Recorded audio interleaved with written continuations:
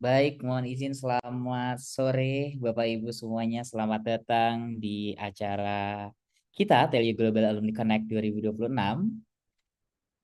Alhamdulillah telah bergabung juga bersama kita di sini Rektor Telkom University, Prof. Sul. Assalamualaikum. Waalaikumsalam Mas Fauzi. Mohon izin Prof.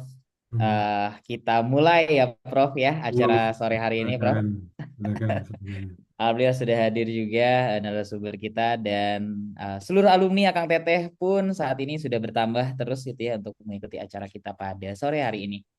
Mohon izin Prof untuk kita mulai.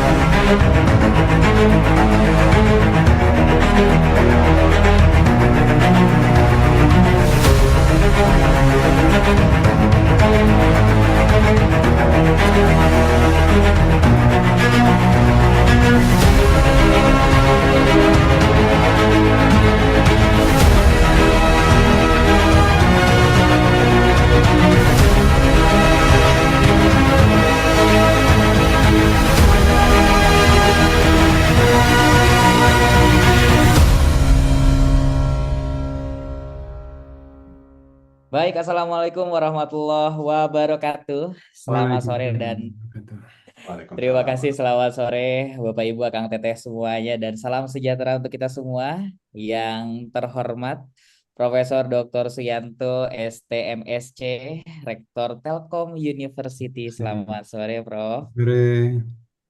Baik, terima kasih Prof atas kehadirannya. Yang kami hormati Profesor Dr. Ratri Wahyuning Tias, Wakil Rektor Bidang Admisi, Kemahasiswaan dan Endowment. Selamat sore Ibu. Selamat sore, Mas Siap, Fauzi, terima Bapak Ibu kasih Bu semuanya, Pak Arek. Sumo, Pak Eko.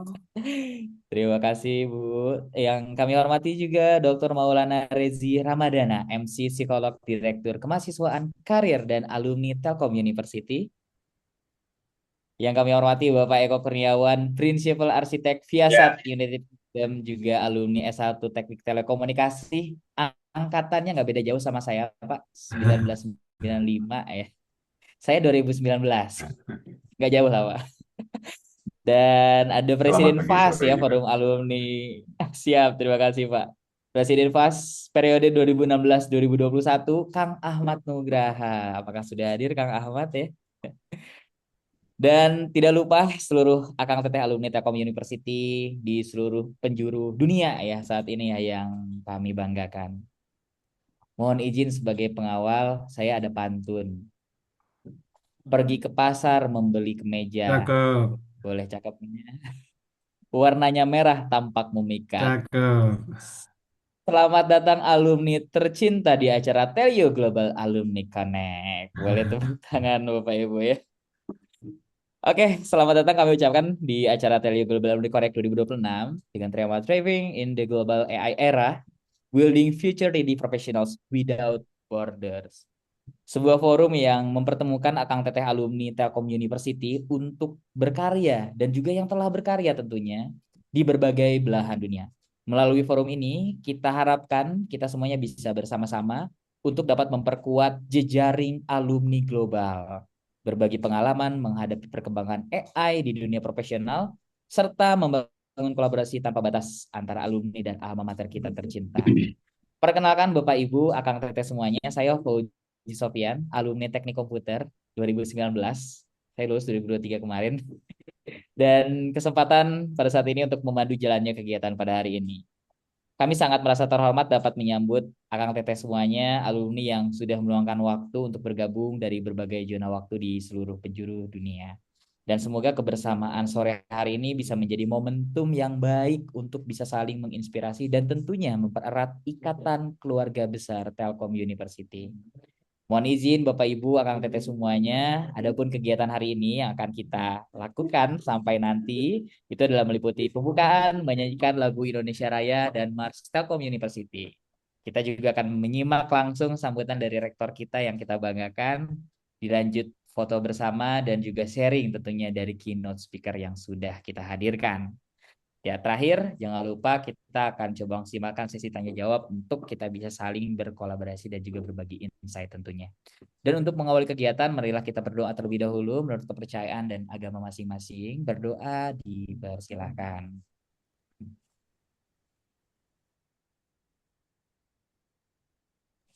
Baik, berdoa dicukupkan. Bapak Ibu, Akang Teteh semuanya, marilah kita bersama-sama untuk menyanyikan lagu kebangsaan Indonesia Raya dilanjutkan dengan Mars Telkom University. Kepada seluruh Akang Teteh dimohon untuk berada pada posisi duduk tegap.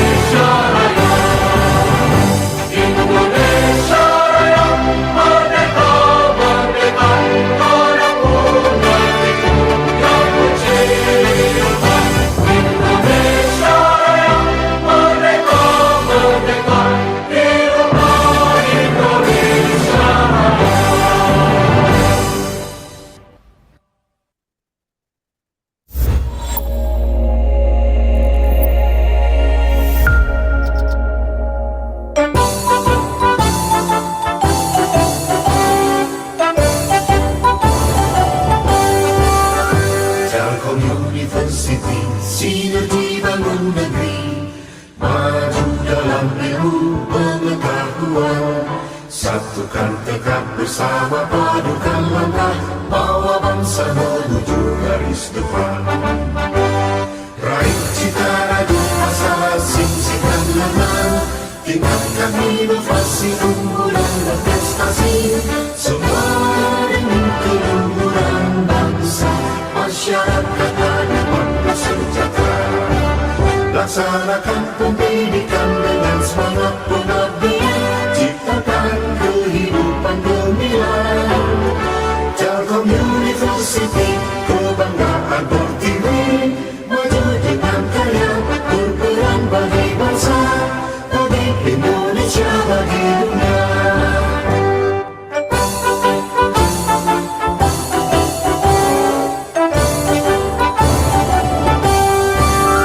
Telkom University, sinergi bangun negeri, maju dalam ilmu pengetahuan, satukan tekad bersama, padukan langkah, bawa bangsa menuju garis depan.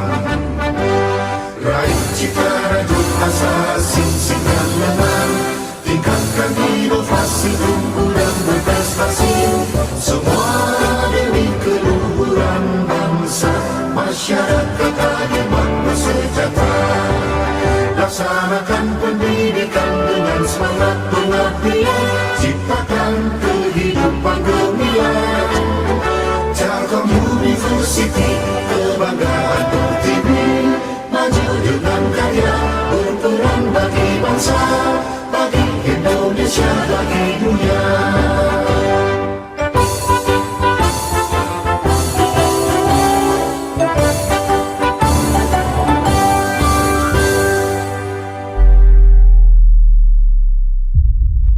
Baik, terima kasih Akang Teteh semuanya. Dipersilakan untuk dapat kembali ke posisi semula. Akang Teteh alumni yang kami hormati dan tentunya sangat kami banggakan. Selanjutnya marilah kita simak bersama sambutan sekaligus pembukaan acara TELU Global Alumni Connect 2026 yang akan disampaikan oleh Rektor Telkom University, Prof. Dr. Suyanto, STMSC. Sebelumnya, Prof, saya izin menyambut dengan pantun. Pergi ke pasar membeli baju. Cakep, Baju merah tampak memikat. cakep. Demi Telio yang semakin maju kepada Prof Suwo kami beri tempat. Silahkan Prof. Bismillahirrahmanirrahim. Assalamualaikum warahmatullahi wabarakatuh.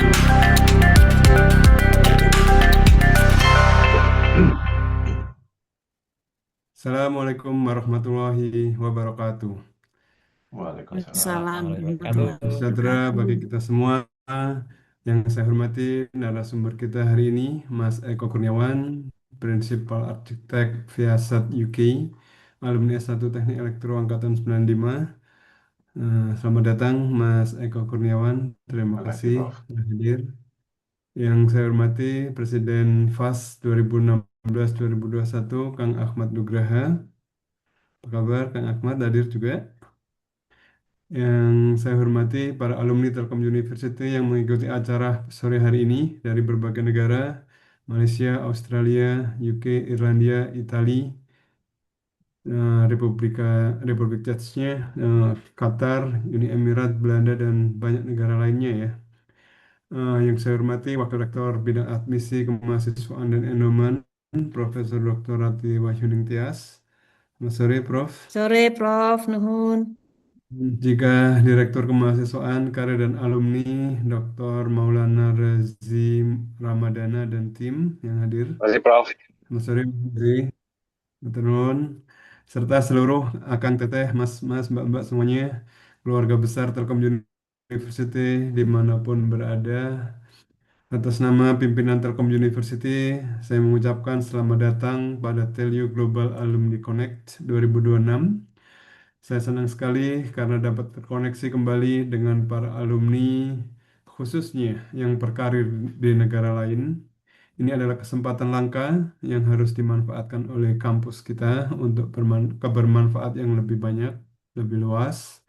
Sore ini saya ingin menyampaikan paparan sedikit tentang building a globally connected TELU alumni community, sebuah arah yang ingin kita bangun bersama, yaitu komunikasi alumni Telkom University yang saling terhubung, saling mendukung, dan terus memberikan kontribusi lintas negara. Namun sebelumnya saya ingin mengenalkan pimpinan kampus TELU saat ini. Yang pertama, sejak 1 Maret 2025 saya mendapatkan amanah untuk menjadi rektor TELU, dibantu oleh 4 wakil rektor. Yang pertama Pak Parman Soekarno selaku wakil rektor bidang akademik dan perencanaan strategis. Masing-masing warek dan rektor ini bidangnya beda-beda teman-teman. Kalau warek 1 Pak Parman ini bidangnya cyber security. Kemudian warek 2 Pak Nurwijayadi, wakil rektor bidang sumber daya, bidangnya finance. Kalau saya sendiri bidangnya artificial intelligence ya.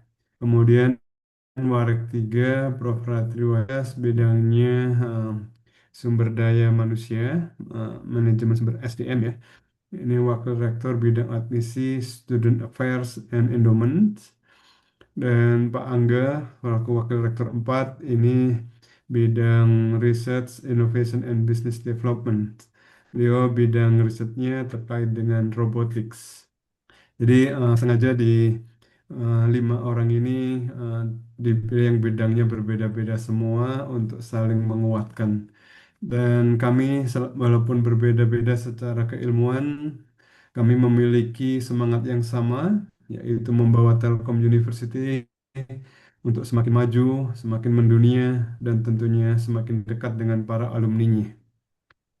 Baik, Bapak Ibu, teman-teman, Mas-mas, Akang Teteh semuanya, setelah perkenalan dengan pimpinan TELU saat ini, izinkan saya memperkenalkan sedikit mengenai perkembangan TELU saat ini. Saya yakin ada banyak perubahan yang mungkin belum sempat teman-teman ikuti selama berkarya di luar negeri. Nah, TELU hari ini telah berkembang menjadi National Campus yang telah hadir di 4 kota, Bandung sebagai main campus, kemudian Jakarta campus, Surabaya campus, dan Purwokerto campus. Dengan kehadiran 4 kampus tersebut, TELU kini melayani lebih banyak mahasiswa dari berbagai wilayah Indonesia dan juga dari luar negeri juga ada mahasiswa asing dengan standar mutu yang sama. Saat ini TELU memiliki 83 program studi yang terdiri dari berbagai disiplin ilmu di bidang sains, teknologi, bisnis, komunikasi, industri kreatif, hingga ilmu terapan yang dinaungi oleh 7 fakultas. Insya Allah dalam waktu dekat akan menjadi 8 fakultas dengan berdirinya Fakultas Kedokteran. Mohon doanya teman-teman semuanya. Insya Allah hari Selasa depan akan ada visitasi dari Kemendikbudristek untuk bisa mendapatkan izin operasional. Insya Allah bisa dibuka tahun ini. Semoga mohon doanya semuanya ya. Selain itu, tentu saja Fakultas Kedokteran ini tidak berdiri sendiri. Ini akan ada interaksi dengan 7 fakultas yang sudah ada untuk menghasilkan riset-riset lintas disiplin, sehingga memang sengaja dibuat fakultas kedokterannya ini difokuskan untuk kedokteran prediktif dan precision untuk bisa melibatkan banyak bidang-bidang atau fakultas-fakultas lain untuk berkolaborasi dengan berdirinya fakultas kedokteran ini. Jadi, selain itu, kampus TELU juga memiliki 36 Center of Excellence eh, dan pusat unggulan IPTEX perguruan tinggi serta SDG Center. Hingga saat ini, TELU didukung oleh lebih dari 1.500 dosen, melayani lebih dari 46.000 mahasiswa aktif, serta memiliki lebih dari 102.000 alumni yang tersebar di 81 negara. Luar biasa besar ternyata ya, 102.000 lebih alumni kita. Dan Alhamdulillah berbagai program studi telah memperoleh akreditasi unggul lebih dari 40%. Dari 83 itu ada 37 yang sudah terakreditasi unggul. Juga terakreditasi internasional serta berbagai sertifikasi internasional. Sebagai bentuk komitmen TELU dalam menjaga kualitas pendidikan yang diakui secara global, semua capaian tersebut tentu menjadi kebanggaan kita bersama dan juga tidak lepas dari kontribusi teman-teman alumni semuanya. Baik, Bapak Ibu, rekan-rekan semuanya yang saya banggakan, setelah berkenalan dengan eh, pimpinan dan juga TELU secara umum, TELU juga mendapatkan eh, pengakuan internasional dari Times Higher Education, QS World University Ranking, kemudian UIGU Green Matrix, kemudian Ranking Web of Universities, Applied Higher Education, dan banyak lagi terkait dengan Research and Innovation, kemudian Excellent Innovation, dan juga Entrepreneurial. Berikutnya, Alhamdulillah, eh, next slide, please. Alhamdulillah berbagai upaya tersebut mendapatkan pengakuan tadi ya. Jadi eh, untuk selanjutnya saya ingin menjelaskan bagaimana visi TELU ke depan. Eh, sudah ditetapkan bahwa TELU akan menjadi National Excellent Entrepreneurial University berbasis Safe AI pada tahun 2028, eh, untuk bisa berkontribusi mewujudkan SDGs ya teman-teman ya. Jadi Safe AI di sini adalah sebuah teknologi AI dengan keselamatan tinggi. Jadi singkatan sebenarnya Safe ini adalah S-nya adalah Secure Sustainable, A adalah Accurate Accountable, F-nya adalah Fair and Fast, kemudian E-nya adalah Explainable, Ethical, eh, Artificial Intelligence. Mohon izin teman-teman, suara saya terdengar? Terdengar, Prof? Oke, oke. Dengar, Prof. Siap, Aman. siap. Terima kasih. Eh, Kemudian visi besar itu kita wujudkan dalam gambaran ini ya, harus sebuah seperti rumah besar ya, yang ada kita sebutnya Safe AI Telkom University 453. Empat di sini adalah fondasinya, lima adalah pilarnya, dan tiga adalah atapnya. Jadi kan nyebutnya Safe AI Base Telu 453 yang terdiri dari empat fondasi ini adalah pemimpin visioner, kemudian dana berkelanjutan, bisa tuition fee, non tuition fee, dan endowment fund atau dana abadi, kemudian otonomi akademik dan budaya akademik. Ini fondasinya. Dan lima pilarnya adalah mahasiswa berbakat, dosen berkualitas, tata kelola bijaksana, universitas yayasan yang profesional, hubungannya sangat baik dan profesional tentu saja. Dan yang terakhir ini adalah alumni istimewa. Teman-teman semuanya, Akang Teteh dan Mas-mas Mbak-mbak semuanya, tentu saja ini menjadi bagian penting yang sangat menentukan masa depan Telyu semuanya itu di perlu diperkuat semuanya dari sejak fondasinya, empat fondasinya, lima pilarnya, dan atapnya ada tiga. Ini adalah sebenarnya hanya sebagai konsekuensi atau bonus saja sebenarnya. Jadi kalau empat fondasinya sangat kuat, lima pilarnya juga kuat, pastinya Telju akan bisa memberikan dampak ekonomi yang besar, dampak sosial yang luas, dan juga ranking nasional dan global yang akan terus meningkat tentu saja. Saat ini Telju sudah sangat dikenal di Indonesia sebagai best private university, teman-teman. Terima kasih banyak atas dukungan teman-teman semuanya. Dan selanjutnya pada kesempatan ini izinkan saya memberikan perhatian khusus pada pilar kelima, yaitu alumni istimewa. Mengapa alumni ini sangat penting? Karena kami meyakini bahwa keberhasilan sebuah universitas tidak berhenti ketika mahasiswanya di wisuda. Justru perjalanan sesungguhnya dimulai ketika para lulusan memasuki dunia profesional. Di sanalah nama Telyu akan terus dikenal, dibawa. Di sanalah reputasi Telyu dibangun, dan di sanalah dampak Telyu dirasakan oleh masyarakat. Oleh karena itu, kami tidak lagi memandang alumni sebagai hasil akhir dari proses pendidikan, melainkan sebagai mitra strategis dalam membangun masa depan universitas.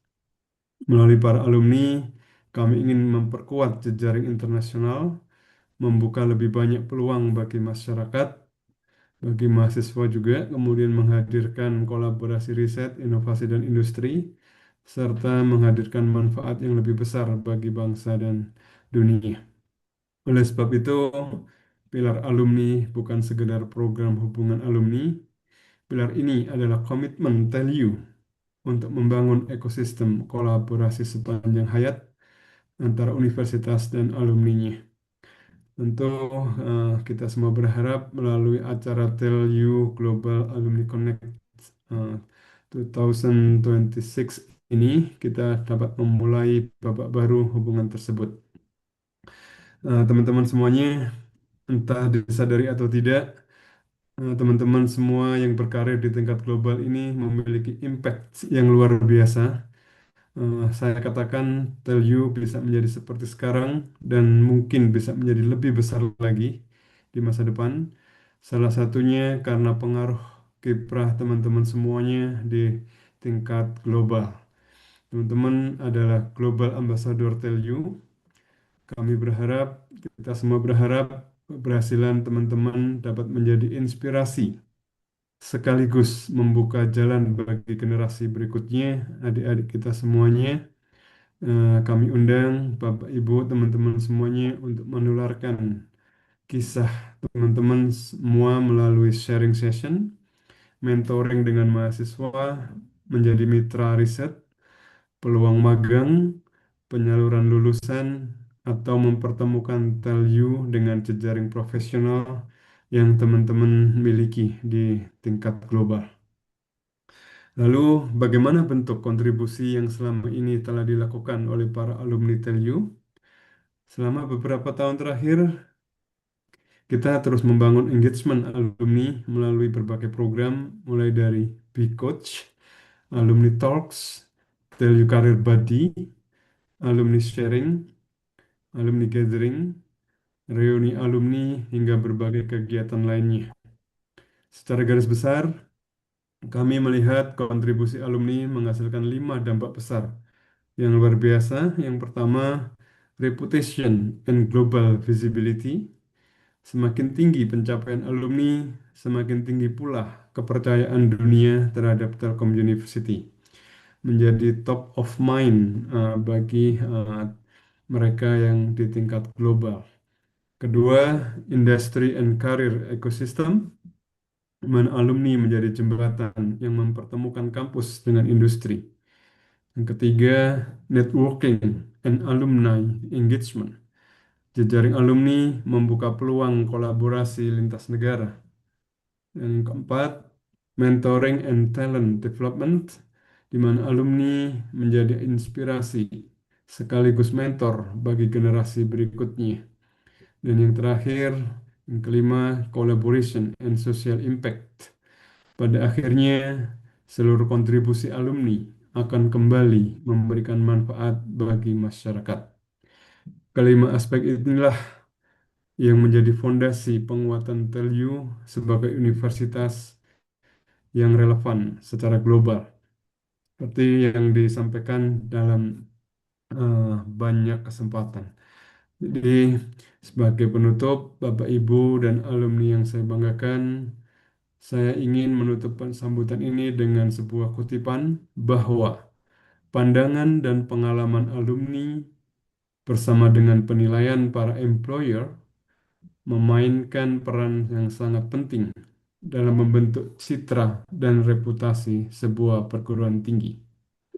Karena itu, saya mengajak seluruh alumni TELU dimanapun berada untuk tetap menjadikan TELU sebagai rumah kita bersama, rumah kita bersama untuk tempat berteduh, berlindung, dan tempat kita tumbuh bersama-sama di era disrupsi teknologi digital yang semakin kuat. Mari kita bersama-sama membangun masa depan TELU sekaligus memberikan kontribusi nyata bagi bangsa Indonesia, bagi dunia. Kami bangga memiliki alumni seperti teman-teman semuanya. Semoga TELU terus tumbuh sebagai universitas kelas dunia dengan alumni yang berkarya dan memberi dampak di seluruh penjuru dunia. Terima kasih. Assalamualaikum warahmatullahi wabarakatuh. Waalaikumsalam. Waalaikumsalam warahmatullahi wabarakatuh. Terima kasih Prof atas sharing dan juga arahan, tentu sangat insightful sekali. Dan tadi disampaikan bahwa peran alumni sangatlah penting ya Prof ya. Tentu apalagi di sini telah berkumpul seluruh alumni-alumni dari berbagai penjuru dunia ya, dari beberapa negara telah hadir, dan semoga dengan diagendakannya acara ini menjadi awal untuk kita semuanya dapat saling berkolaborasi demi Telkom University yang lebih baik di kedepannya. Baik, terima kasih Prof atas arahannya. Kita akan beranjak ke acara selanjutnya. Mohon berkenan Prof Suwo untuk dapat memberikan sertifikat penghargaan kepada narasumber kita hari ini, Pak Eko ya, yang nanti akan memberikan sharing session tentunya terkait dengan pengalaman-pengalaman beliau dan juga insight beliau di bidang yang ditekuni. Dan penyerahan sertifikat ini akan diserahkan langsung secara simbolis ya, dan nanti akan dikirimkan juga dalam bentuk digital, dan secara simbolis diserahkan oleh Prof Suwo kepada Pak Eko tentunya yang sudah hadir juga. Jadi boleh dibantu di spotlight. Pak Eko, apa kabar Pak? Ya, Alhamdulillah Senang baik. sekali nih saya bisa satu layar dengan Pak Eko dengan Prof Suwo nih. Alhamdulillah. Mungkin saya boleh di take down untuk di screenshot dulu mungkin teman-teman penonton. Nah, baik, penyerahan sertifikat apresiasi dari Prof Suwo gitu ya, mewakili Telkom University kepada Pak Eko akan diabadikan. Mohon berkenan untuk memberikan senyuman terbaiknya. Baik, 1, 2, 3 sudah cukup. Mungkin mohon izin, Prof. Ada sedikit penyampaian untuk Pak Eko, mungkin, Prof. Oke, matur nuwun, terima kasih Mas Eko Kurniawan Sama-sama, Prof. telah berkenan untuk menjadi narasumber pada sore hari ini. Di sana pagi ya, di sana. Iya, pagi. Ya, Nah, pagi. ya. Mohon diterima ini Certificate of Appreciation untuk Mas Eko Kurniawan atas kontribusinya dalam menyampaikan nanti insights buat teman-teman para alumni semuanya. Terima kasih, teman-teman. Baik, terima Terima kasih, kasih, Prof. Prof. Eh, saya sangat berterima kasih dan merasa terhormat diberi kesempatan untuk sharing. Eh, sekali lagi terima kasih ya. Terima kasih. Baik, boleh tepuk tangan Akang Teteh semuanya atas momen yang luar biasa ini. Ini bisa diabadikan, mudah-mudahan nanti jadi program-program lain, Prof, yang lebih Siap, meluas siap. lagi Ya. gitu. Siap, baik, terima kasih Bapak Ibu, Akang Teteh semuanya. Kita akan memasuki acara inti kita. Tapi sebelum itu kita akan foto bersama terlebih dahulu, gitu ya, untuk kita abadikan. Sehingga mohon berkenan Akang Teteh untuk bisa on cam. Kita akan abadikan. Boleh, mohon berkenan. Teman-teman operator, boleh dibantu. Oke, sudah on cam ya. Jadi nanti, jadi ketika diposting nanti bisa terlihat gitu ya hadir siapa saja. Mudah-mudahan nanti bisa ada ribuan orang yang join, Prof, ke depan. Oke, kita lihat ke kamera. Boleh 1, 2, 3. Oke, sekali lagi mohon berkenan 1, 2, 3. Cukup teman-teman operator? Cukup ya. Oke, baik. Terima kasih Prof telah berkenan menyampaikan insight dan juga arahannya. Semoga senantiasa sehat selalu dan diberkahi Prof membawa Telkom University go global gitu ya. Bismillah, semoga dimudahkan. Amin. Baik, terima kasih Akang Teteh semua telah berkenan untuk on cam mengabadikan acara kita pada sore hari ini. Dan acara selanjutnya tentu kita akan masuk ke sesi utama yang telah kita nantikan, yaitu keynote sharing bertajuk Thriving in the Global AI Era, Building Future Ready Professional Without Borders gitu ya. Dan pembicara kita spesial dari alumni S1 Teknik Telekomunikasi angkatan 95. Nah, ada alumni telekomunikasi juga nggak ya hadir di sini? Mungkin boleh di kolom chat. Dan beliau sudah lama ya berkarir di tingkat global, yaitu namanya sudah tadi kita lihat bersama ya, Pak Eko Kurniawan. Beliau saat ini berkiprah sebagai Principal Arsitek di Viasat United Kingdom. Mohon berkenan mungkin Pak Eko saya sedikit bacakan CV singkat saja ya Pak. Karena kalau saya baca CV fullnya saya bingung nyampainya, butuh waktu panjang. Jadi mungkin Pak Eko ini punya pengalaman lebih dari 2 dekade di bidang arsitektur solusi jaringan telekomunikasi dan juga transformasi teknologi. Berbagai sertifikasi juga sudah beliau miliki seperti Prince2 Practitioner, MSP Practitioner, terus kemudian Information Technology Infrastructure Library, dan International Software Testing Qualification Board Advanced Manager juga telah beliau raih. Ini merupakan bentuk komitmen beliau ya terhadap pengembangan keahlian di bidang teknologi. Sebelum berkarir di perusahaan yang saat ini sebagai prinsipal arsitek di Piasat, beliau juga pernah berkarir di sejumlah perusahaan-perusahaan global seperti Inmarsat, BT, dan II. Nah, ini mungkin nanti bisa sharing ya Pak Eko ya terkait dengan pengalamannya. Dan tentu melalui sesi ini kita semua akan mendapatkan perspektif terkait dengan transformasi digital, implementasi AI, serta berbagai peluang yang tentu bisa dimanfaatkan oleh kita sebagai para profesional Indonesia di era global. Kurang lebih insight-nya, kurang lebih akan berbicara terkait dengan pemanfaatan teknologi. Dan maka dari itu, tanpa kita perlu menunggu lama lagi, waktu dan tempat saya persilahkan kepada Pak Eko. Silakan Pak.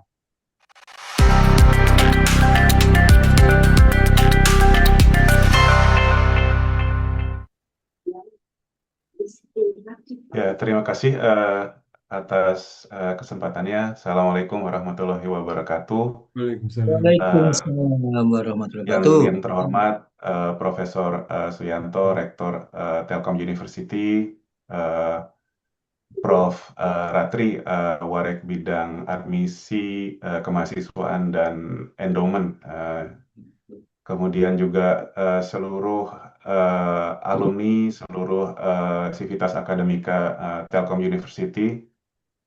Ya, sekali lagi saya mengucapkan terima kasih yang sebesar-besarnya Nggih, atas kesempatannya, karena nggih, saya juga merasa mungkin monggo. banyak alumni yang mungkin lebih pencapaiannya jauh lebih baik dari saya.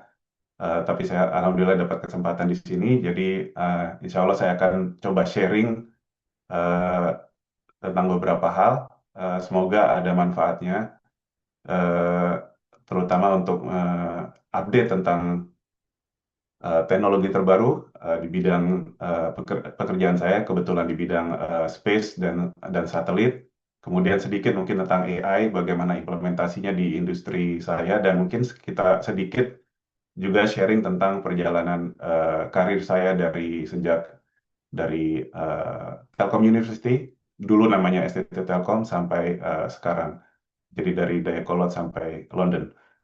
Eh, Mungkin saya coba izin share slide. Eh,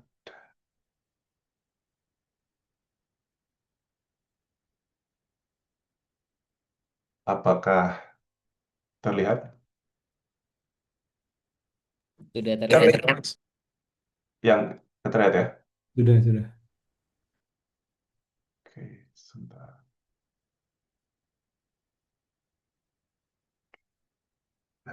Ya,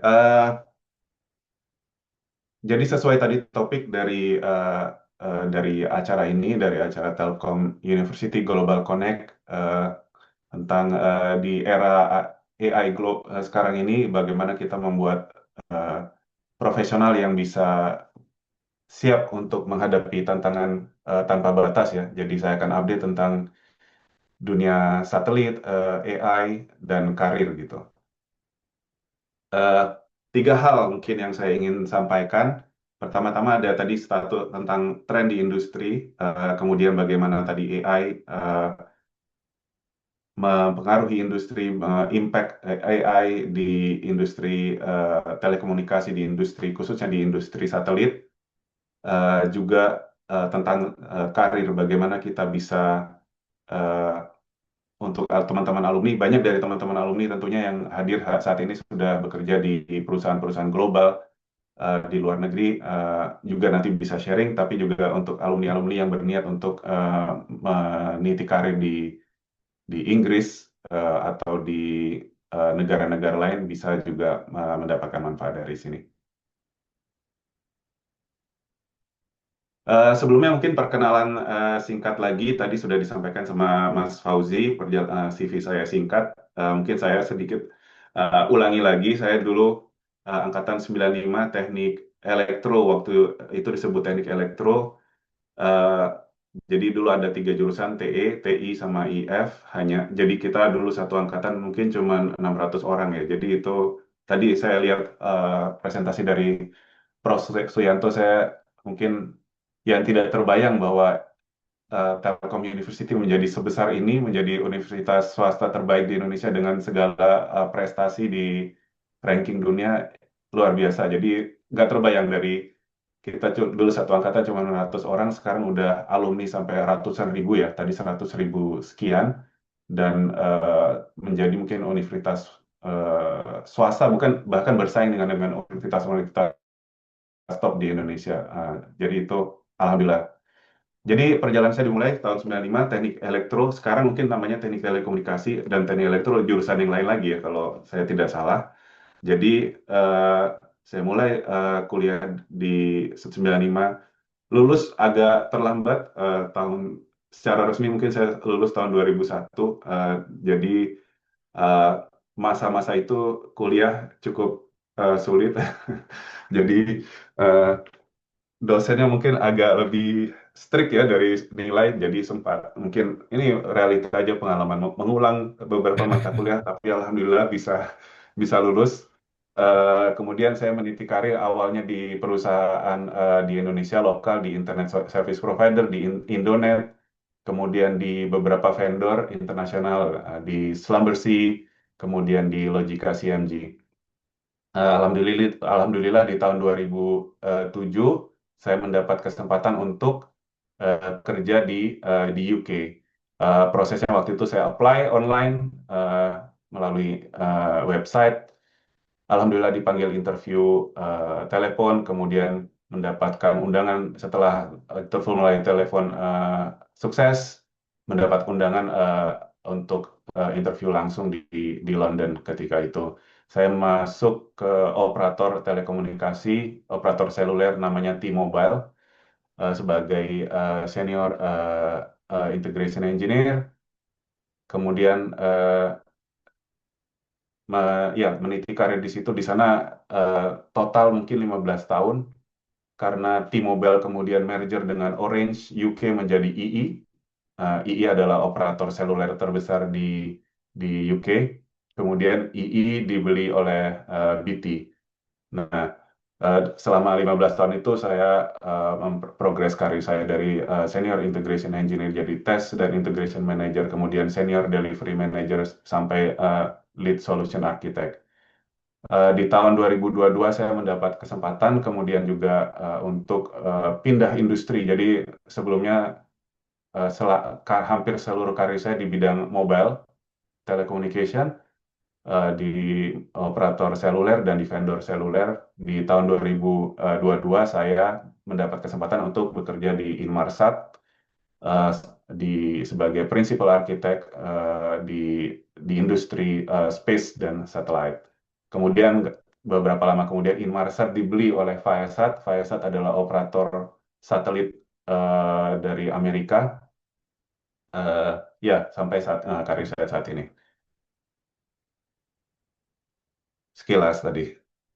Eh, jadi yang mungkin saya mungkin ingin sedikit memberi insight selain mungkin yang sekarang lagi banyak dibicarakan tentang AI, mungkin juga eh, dari teman-teman dari bapak-bapak dan ibu-ibu dari Telkom University atau rekan alumni juga banyak mendengar tentang boomingnya industri satelit ya beberapa saat belakangan.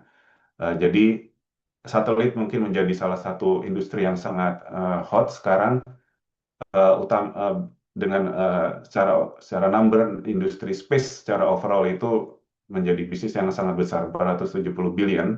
Kemudian dari situ satellite communication mencapai 27 billion.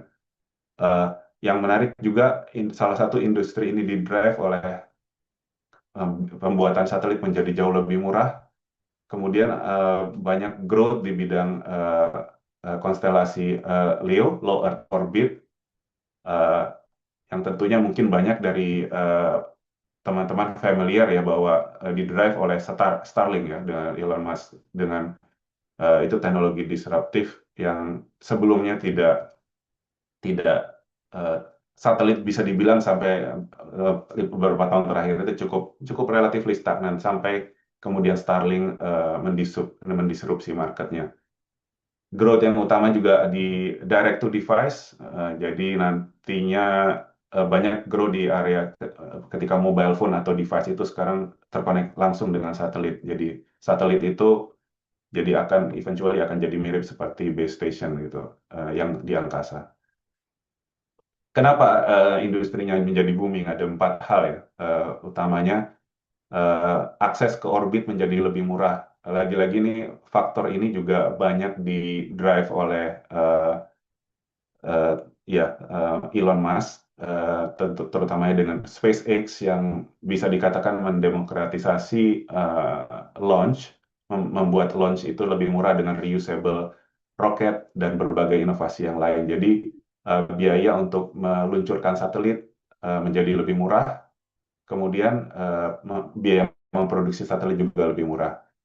Satelit LEO contohnya itu ukurannya juga tidak terlalu besar. Jadi kalau di perusahaan tempat saya bekerja, Viasat itu kita utamanya operator geostationary satellite yang satelitnya tuh bisa sebesar bis kota ya.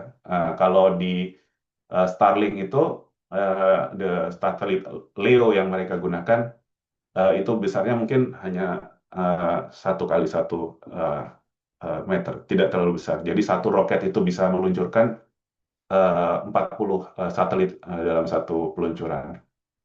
Jadi, tapi juga itu mempengaruhi bahwa dengan kita satelit geo seperti yang kita gunakan di Viasat juga menggunakan roket SpaceX dengan multi load juga, dengan satu roket bisa mengirim beberapa satelit dalam saat bersamaan. Kemudian standar, ini juga penting ya, standar convergence ya. Jadi sekarang dulu satelit itu memiliki ya standarnya masing-masing, tapi mungkin ini sangat relevan dengan Telkom University karena dulu tradisionally industri telekomunikasi banyak berhubungan dengan mobile ya. Jadi perkembangan terakhir ini 3GPP terutama mulai dari rilis 17 dan seterusnya membuat satelit itu bagian dari non-terrestrial network dalam standarnya. Jadi dari sisi standar 3GPP kita network hanya melihat satelit hanya salah satu 5G access type. Jadi dilihat sebagai RAN aja gitu. Dan itu efeknya tadi direct to device. Jadi integrasi antara jaringan mobile terestrial dan non terestrial itu menjadi lebih seamless. Ini sangat mempengaruhi nanti standarisasi. Jadi terminal satelit akan menjadi semakin mass market, bisa jadi mass market dengan standar yang satu. Kemudian ada tren tadi ya, ketika Elon Musk Starlink melaunch LEO, bagaimana relevansi operator geo seperti Viasat, seperti Iridium dan lain-lain. Trennya akan ke multi orbit, jadi tidak berarti yang operator legacy akan menjadi relevan. Tentunya ada satu hal lagi tentang software yang drive everything sekarang, dari mulai beam, satelit beam, core dan lain-lain. Jadi ini semua merubah konstelasi industri satelit. Jadi sekarang setiap orbit memiliki LEO menjadi disruptifnya, tapi orbit-orbit lain juga ya di geostationary satelit, kemudian medium orbit juga menjadi relevan. Kemudian bagaimana industri merespon ya dengan adanya LEO satelit Starlink? Ternyata nggak semua customer bisa atau pengguna bisa hanya hidup dengan LEO. Jadi yang dibutuhkan karena LEO itu karena Starlink ya contohnya, kalau sudah pakai lebih banyak untuk consumer end user, dan corporate juga dijual dalam bentuk produk saja dan service saja. Sedangkan yang dibutuhkan oleh customer biasanya adalah solusi ya. Jadi tren multi orbit itu sangat penting dan menjadi di Viasat, di tempat saya bekerja, salah satu produk utama. Jadi kita menggabungkan existing network kita Geo KE band dengan L band dengan network LTE dan LEO. Jadi LEO-nya dari OneWeb saat ini, dan kita juga akan kerjasama dengan Telesat, kemudian dengan dibonding dengan LTE juga untuk terestrial. Aplikasinya biasanya di kapal ketika mendekati pelabuhan menggunakan LTE, kemudian di tengah laut akan menggunakan satelit dari mulai KA dan KE dan LEO untuk high bandwidth, KE juga untuk high bandwidth yang lebih murah karena LEO itu lebih mahal. Kemudian untuk backupnya adalah L-band. L-band ini berfrekuensi rendah dan tidak rentan terhadap cuaca. Jadi kalau KE sama LEO band itu dia lebih KE sama itu lebih rentan dengan cuaca. Tadi saya juga sebut dengan direct to device dari satelit langsung ke mobile phone dengan enable melalui dengan 3GPP menjadi sangat hot topic saat ini, dan marketnya diharapkan diprediksi akan sangat besar. Jadi tentang Viasat tadi sedikit saya sudah sampaikan bahwa Viasat itu merupakan merger ya dari Viasat berbasis di Amerika dan Inmarsat. Inmarsat itu adalah global satellite company juga. Sebelumnya berheadquarter di London. Saya masuk tahun 2022 itu join Inmarsat. Kemudian Inmarsat dibeli oleh Viasat. Nah, Inmarsat ini sebenarnya berawal dari UN agency yang dibuat untuk memberi solusi maritime safety. Kalau kita tarik lagi historinya berawal dari kebutuhan dari idenya dari ketika dulu Titanic itu ketika dia nabrak gunung es itu tidak ada komunikasi sama sekali. Jadi itu ditemukan diinisiasi oleh UN untuk memastikan kapal-kapal itu memiliki safety communication. Tentunya bertransformasi sampai perusahaan komersial saat ini, kemudian gabung dengan Viasat. Eh, eh, Bedanya mungkin dengan Starlink. Jadi kalau eh, sekarang bicara satelit tidak bisa melepaskan dari ngomongin Starlink. Jadi Starlink mungkin lebih banyak ke direct ke customer, ke end consumer. Kalau Viasat customer utamanya adalah aviation. Kalau mungkin aviation, maritime, enterprise, land mobility, governments, and defense. Kalau di aviation, mungkin kalau punya internet di pesawat, akses internet di pesawat, sekarang banyak yang dari kita provide. Kemudian dari selain saat ini Starlink juga banyak, tapi kita mungkin market share masih cukup besar di aviation dan di maritim. Kalau kapal, hampir semua kapal menggunakan Viasat. eh, Kemudian di bidang enterprise dan ya tadi kalau government and defense, terutama customer-nya banyak di militer ya, militer baik di Amerika, di Eropa dan banyak di negara lain. Eh, Kita punya sekitar 23 satelit GEO, eh, 8 dalam konstruksi. eh, Salah satu operator satelit GEO terbesar di dunia. Eh, dan ini terus growing ya. Ini yang mungkin perkembangan lagi menarik ya. Mungkin gimana waktu? Tentang industri satelit ini, Viasat dan Spaceport itu dengan Etisalat kita sedang menyiapkan sebuah bisnis baru, yaitu adalah semacam tower sharing di angkasa. Jadi kalau di Indonesia misalnya ada bisnis tower sharing antara beberapa operator. Nah, sekarang yang kita sedang explore adalah share constellation. Kita akan bikin ini Leo yang kita akan bangun karena kita sekarang sudah punya network Geo. Kita membuat eh, konstelasi Geo sekarang sekitar 2.800 satelit low Earth orbit kerjasama dengan perusahaan Spaceport itu di Abu Dhabi di UAE. Dan salah satu yang sedang kita jajaki kerjasamanya adalah dengan Telkomsat. Jadi ini Desember yang lalu menandatangani MOU dengan Telkomsat untuk kerjasama, salah satu partner awal yang akan ikut bekerjasama dalam bidang ini. Semuanya berdasarkan menggunakan frekuensi L-band, S-band, Global Mobile Satellite System frekuensi. Jadi tidak, kalau Starlink dia melakukan D2D menggunakan frekuensi partner ya. Jadi misalnya dia bekerja sama dengan T-Mobile, dia menggunakan frekuensinya T-Mobile untuk D2D-nya. Nah, kalau Equatis ini nanti kita akan menggunakan spektrum L-band dan S-band yang globally coordinated. Dan itu jadi sebagai global ya perusahaan tower tower tower tower satelit global lah gitu. Jadi kayak eh, menggunakan standar 3GPP NTN.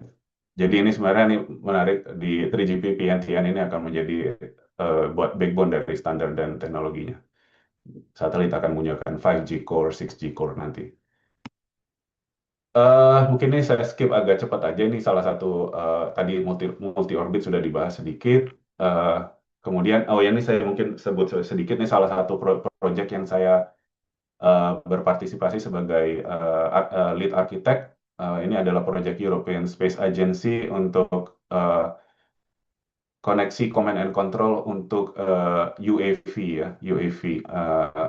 Kita menyediakan bekerja dengan European Space Agency untuk eh, me- membuat solusi untuk drone menggunakan multi-link command and control untuk memastikan drone itu memiliki connectivity yang reliable. Sekali lagi menggunakan tadi multi-link, multi-orbit, menggunakan L-band dan terrestrial LTE integrated dengan air traffic management. Objektifnya adalah supaya drone bisa terbang beyond visual line of sight dan dalam integrated airspace dengan pesawat komersial atau pesawat manned aircraft. Itu objektifnya. Ini juga sukses baru selesai dan ini salah satu proyek yang saya eh, pimpin dari sisi teknikalnya. Penggunaan AI, mungkin ini ya AI ini statistik yang mungkin Bapak Ibu sudah familiar, teman-teman ya pengguna cost dari LLM yang menurun, kayak kapabilitasnya, kemampuannya yang menjadi sangat luar biasa ya. Jadi sekarang eranya mungkin kayak kemarin mungkin kita banyak eh, beberapa waktu yang lalu LLM sekarang mulai transisi ke agentic AI yang digunakan secara masif apalagi dengan adanya ya belakangan Claude dan banyak dari penyedia AI lain yang juga eh, bertransisi jadi kita menggunakan biasanya menggunakan AI hanya untuk chat tapi sekarang agentic AI sangat sangat mulai memberikan apa impact yang luar biasa juga. Eh, Kalau di industri eh, space penggunaan AI sendiri sangat ekstensif di tempat pekerjaan saya itu eh, semua di encourage menggunakan AI. Kita semua karyawan mendapat apa unlimited cloud budget boleh digunakan untuk apa saja. Jadi di sisi engineering, architecture sangat membantu saya pribadi menggunakan itu untuk requirement analysis. Kita membuat design exploration, documentation, uh, coding untuk prototyping dan tes.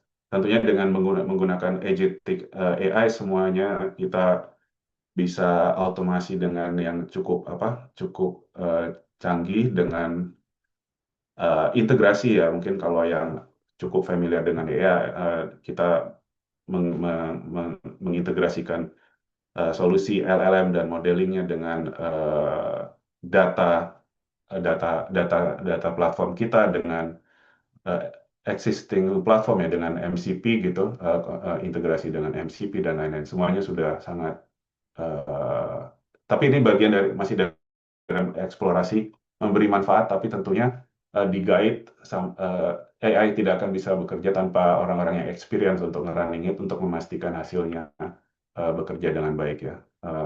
Untuk customer experience tentunya sudah digunakan. Network operation yang banyak digunakan terutama untuk analisa tiket atau troubleshooting problem.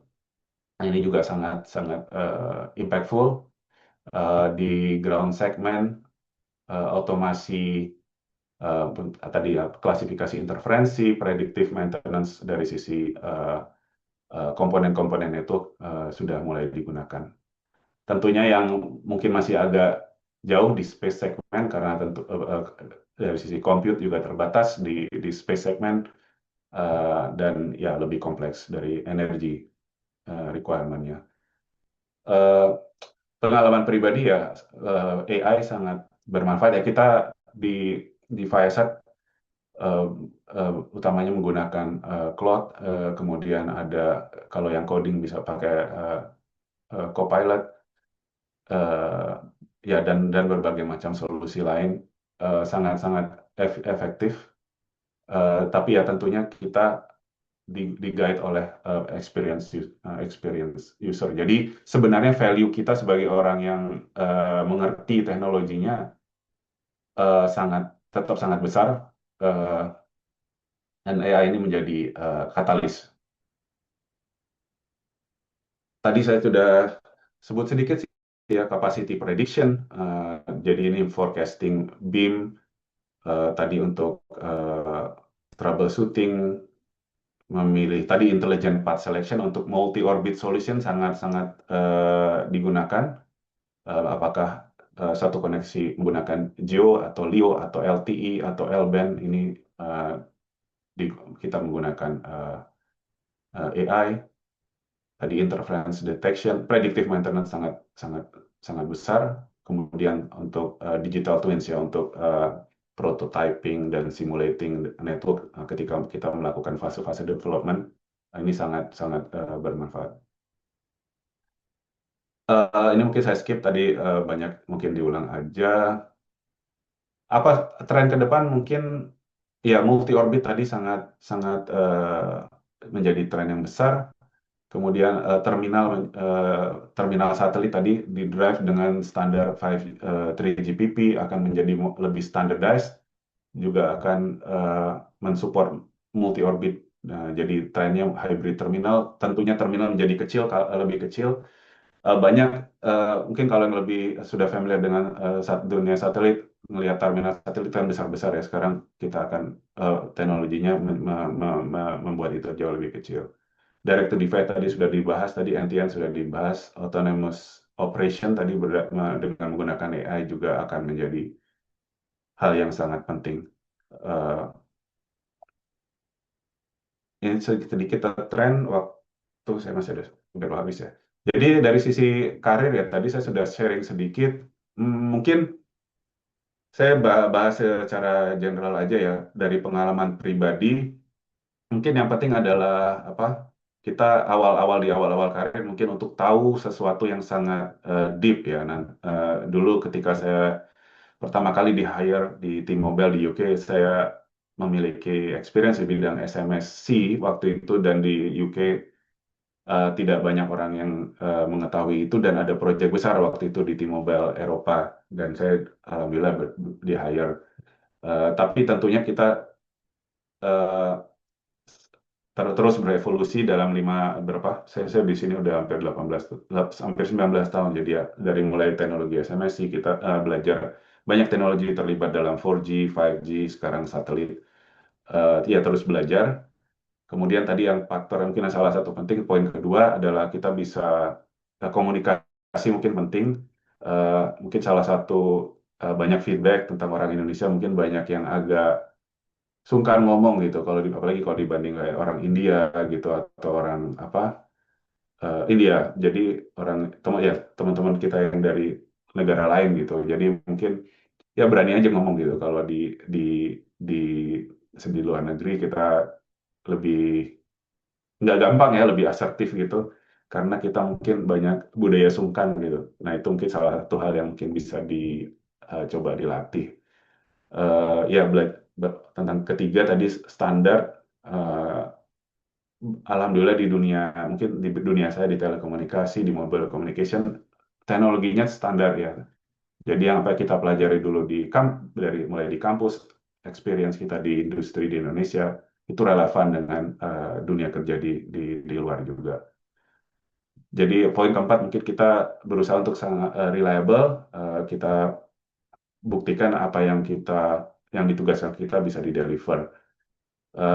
Tadi poin kelima, pengalaman dari Indonesia itu sebenarnya juga sangat dihargai ya. Dulu ketika saya kerja di Indonesia, bekerja dengan banyak sebagai vendor ya di operator-operator seluler di Indonesia, sebenarnya teknologi yang diimplementasikan di Indonesia itu cukup advance dibanding yang di deploy di Eropa gitu. Jadi ilmu yang didapat itu sangat-sangat relevan, dan ketika dulu saya juga pengalaman yang menurut saya berharga, customer operator seluler dulu di Indonesia itu kan jumlahnya besar kalau dibanding di subscriber di UK itu sebenarnya nggak ada apa-apanya gitu.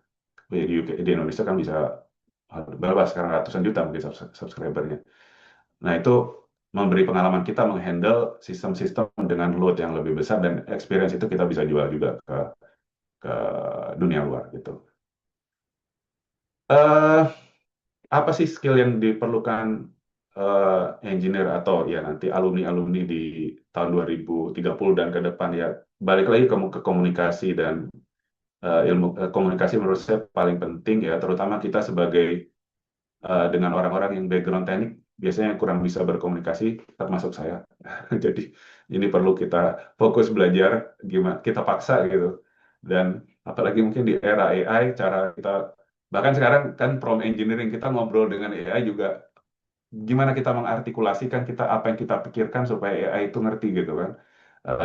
Jadi memberi konteks ke AI. Sebenarnya ini eh, skill dasar ya, baik ke manusia atau ke AI sangat penting.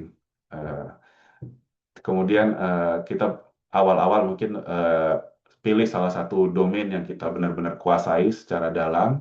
Nanti kemudian hari kita bisa menjadi lebih generalis. Mungkin kalau awal-awal sebagai engineer, nanti ketika jadi mungkin katakanlah arsitek atau di manajemen butuh eh, mengetahui banyak ya, punya gambaran banyak teknologi. Cuman awal-awal kita bisa pilih domain yang salah satu.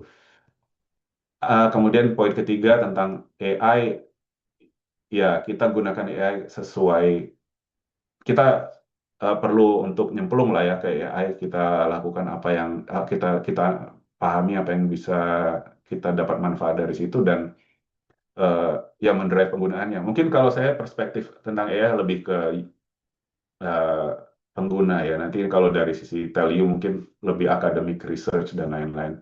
Itu mungkin perspektif yang berbeda. Tentang software dan automation juga kita sekarang walaupun kita anak telekomunikasi, anak elektro, software itu unavoidable karena semuanya sekarang berbasis software. Eh, Tadi ilmu-ilmu dasar eh, menjadi bahkan lebih penting ya di dunia AI. Ilmu-ilmu dasar kita akan menjadi sangat penting untuk mengerti-ngerti banget gitu. Kalau kalau dulu mungkin kita cukup ngerti sedikit-sedikit supaya tetap relevan di dalam job market ke depan kita perlu ngerti yang dalam itu kalau saya amati ya. Begitu sih mungkin dari saya. Oh ini tadi terakhir mungkin eh, bagaimana sih bisa keluar negeri kalau ada banyak sih internal transfer masuk ke multinational company misalnya di Indonesia, kemudian minta internal transfer ke luar negeri bisa, kemudian dengan postgraduate study, eh, dengan beasiswa, sekarang banyak beasiswa dari LPDP, bahkan LPDP sekarang kan memang diminta untuk balik ke Indonesia, cuman setahu saya sekarang ada kemudahan untuk bisa paling nggak 2 tahun untuk mencari pekerjaan, apa, untuk mendapatkan experience di luar negeri, salah satu opsi gitu ya. Kemudian kita build expertise kalau kita menulis, kemudian tadi ada di conference, kemudian kalau di bidang software kita menulis, membuat ikut partisipasi dalam software-software open source, itu sangat membuat kita lebih marketable. Eh, Ya dan juga kita explore aja ini mungkin yang jalur keempat itu salah satu waktu itu yang saya coba kita ya apply aja, coba apply di website. Siapa tahu emang CV kita relevan dengan yang dicari.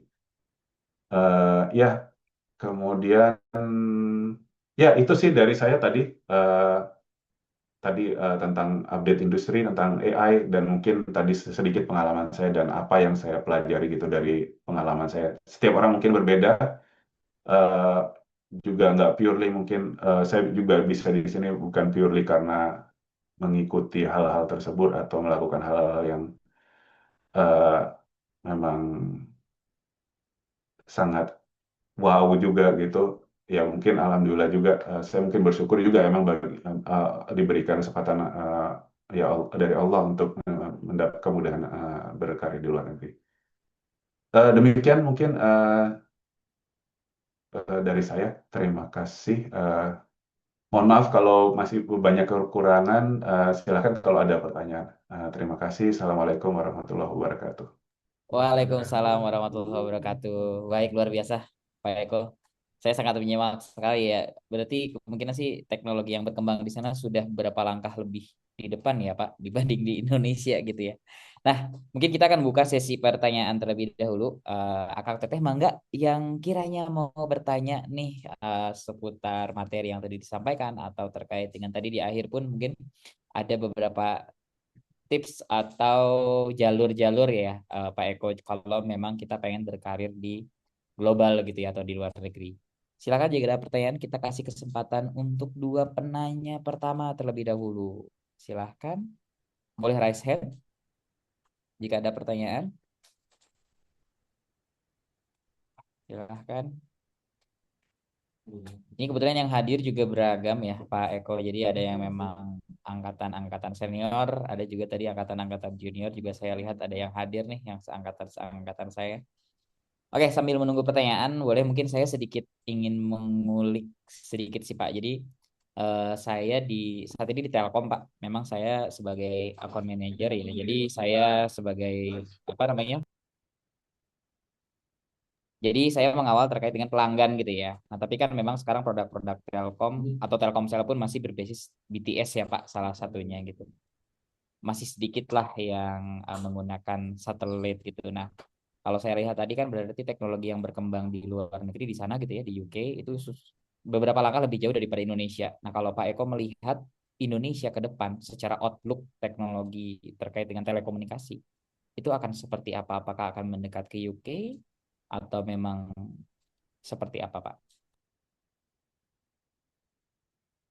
Eh, Kalau di Indonesia ya, mungkin saya pribadi kalau dari sisi eh, teknologi, saya rasa Indonesia tidak terlalu ketinggalan juga, dan mungkin lebih ke use case-nya yang berbeda. Jadi contoh tadi saya yang sampaikan tentang satelit itu mungkin marketnya lebih global market ya. Jadi kayak seperti Viasat itu customernya global, nggak UK saja. Jadi bahkan eh, kalau di industri satelit ya itu marketnya lebih, ya itu selling point-nya adalah globalnya tadi kan. Kalau misalnya kalau di operator seluler satu per negara ya. Saya rasa eh, kalau di tren di Indonesia saya lihat tidak ketinggalan.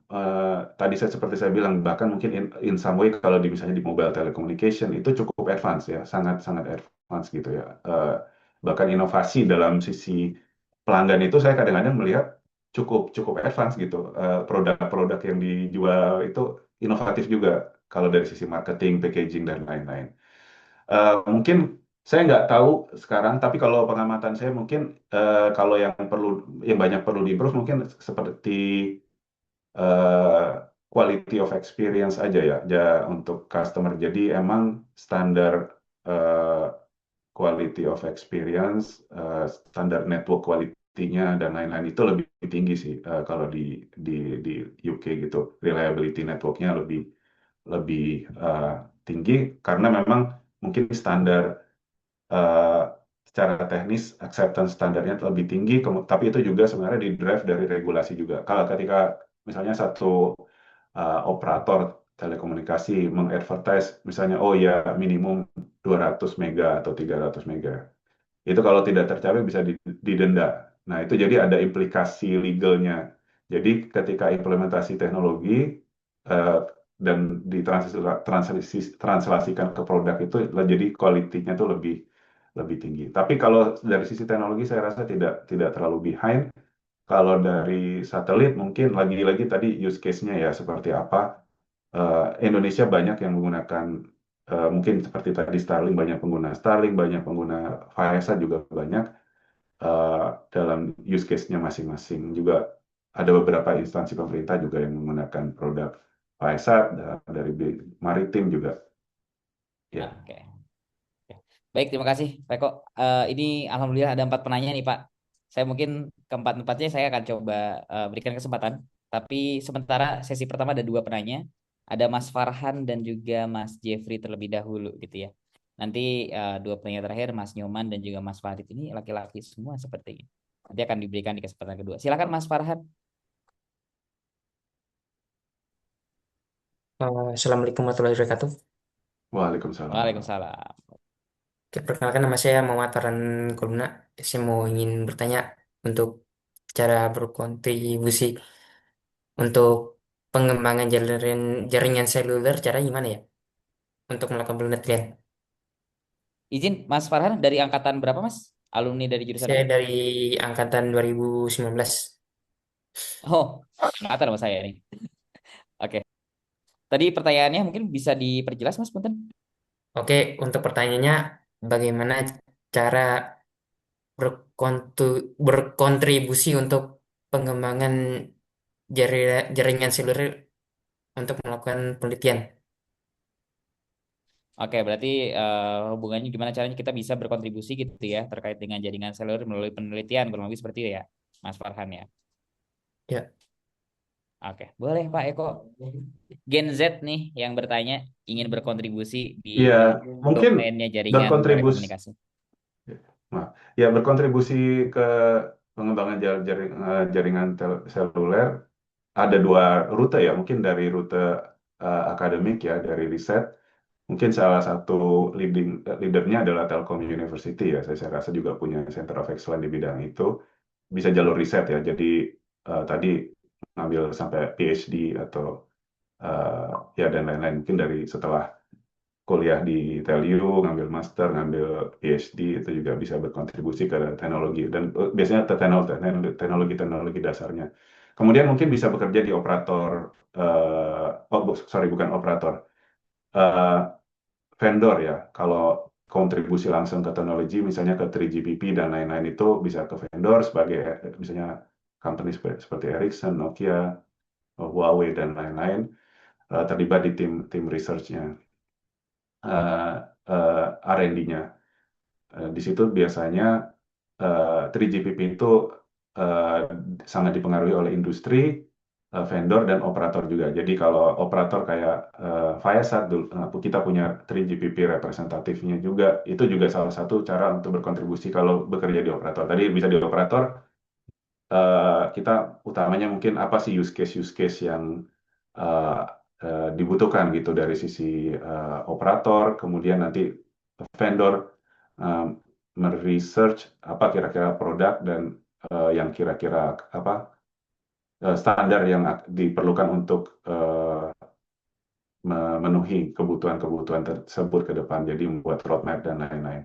Ya itu jadinya akan bekerja bareng untuk mendefine tadi ya standar-standar dan teknologi roadmap ke depan. Tadi seperti tadi eh, tentang kebutuhan adanya jaringan satelit sebagai akses network itu di-define di 3GPP misalnya rilis 17 dan ke depan setiap rilis itu nanti merupakan hasil kerjasama bareng antara tadi operator, vendor telekomunikasi dan juga dari dunia akademik sih.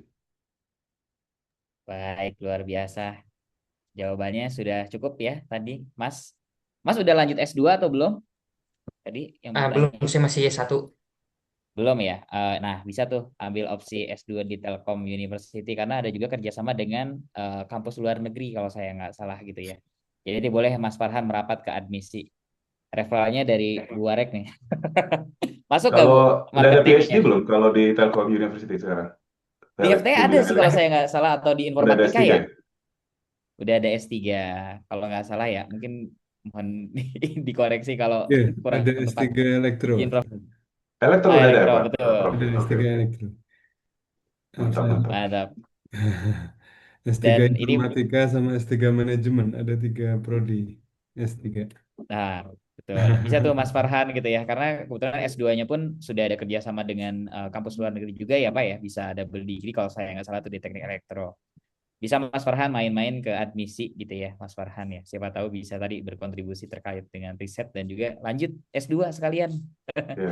Bisa dapat Ya, exposure yang juga di mungkin yang kampus luar komen aja negeri. sih ya, menariknya itu mungkin dulu itu ada asumsi ya kalau di dunia industri kadang-kadang kalau sekolah apa PhD itu eh, mungkin overkill gitu untuk industri.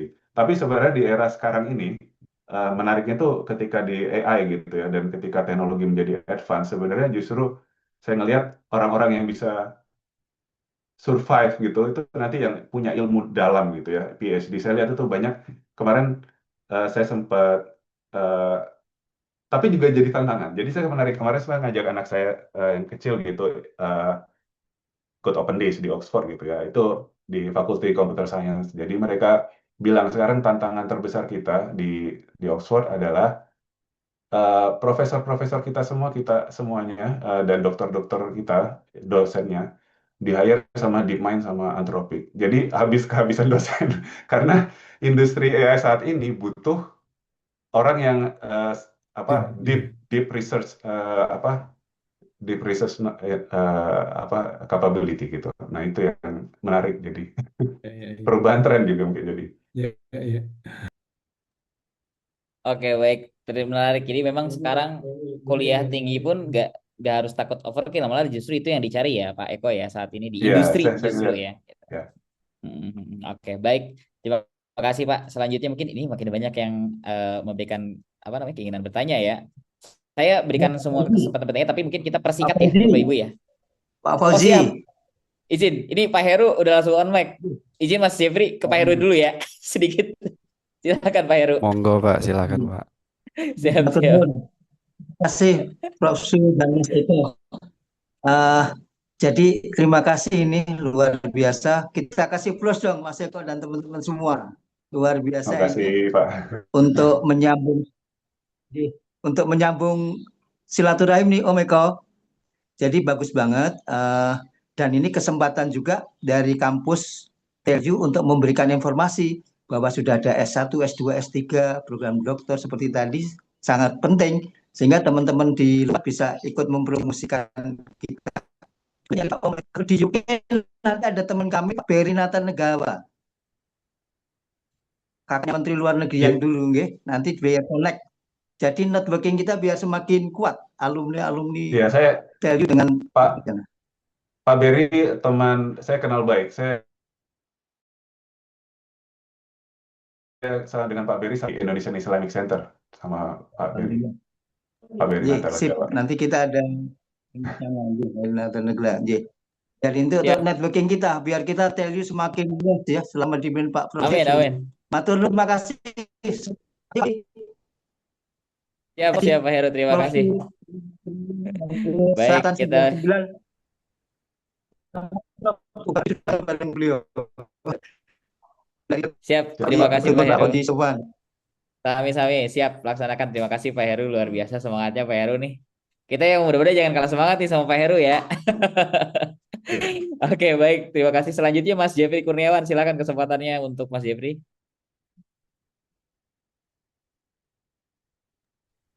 Ya, boleh on mic. Sip. Cek cek. Makasih ya kesempatannya untuk bertanya. Perkenalkan semuanya Bapak Ibu, nama saya Jeffrey Kurniawan, saya angkatan 2013. Terima kasih juga Pak Eko atas sharing sessionnya. Jadi saya tuh lebih tertarik di bagian ini sih, karir journey-nya sih, karena kebetulan saya juga sedang ini ya, sedang lumayan intens gitu untuk nyari-nyari kesempatan untuk go global gitu ya. Cuman tuh kebanyakan saya tuh kayak sekarang nemu banyak lowongan tuh kebanyakan kayak eh yang scam, yang gitulah Pak. Kalau saya nemunya di lowongannya kayak di LinkedIn atau di Upwork atau di mana gitu. Bahkan Upwork itu kan kita harus top up dulu. Nah, saya tuh mungkin lebih pengen bertanyanya kayak perjalannya dulu Pak Eko gitu untuk menuju ke globalnya, karena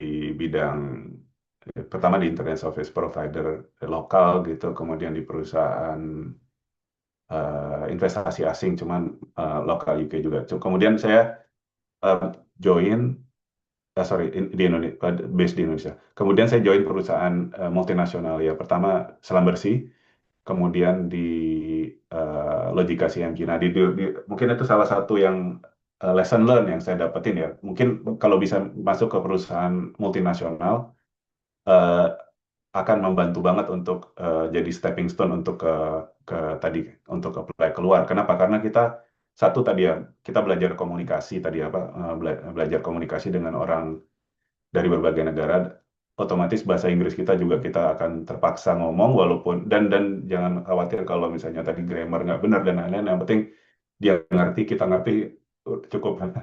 Eh, kemudian iya, dapat exposure internasional karena ketika waktu saya kerja di Selam Bersih, kemudian saya dikerja di Logika CMG, saya mendapat kesempatan kerja apa traveling ya kemana-mana, ke Singapura, Malaysia, Vietnam, eh, Pakistan, India dan lain-lain, ke UK juga waktu itu untuk training, ke Belanda.